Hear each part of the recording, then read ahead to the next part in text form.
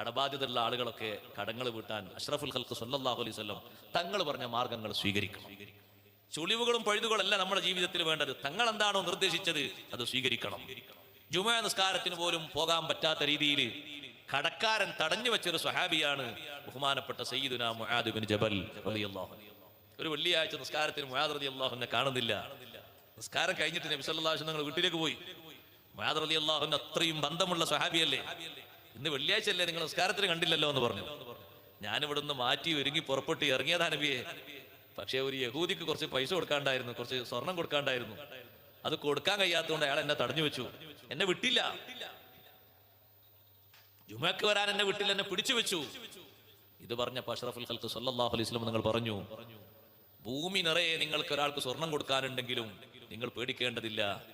സൂറത്ത് ആലി ഇമ്രാനിലെ 26, 27 ആയത്തുകൾ ഓതിക്കൊടുത്തിട്ട് തങ്ങൾ അത് ചൊല്ലാൻ പറഞ്ഞു.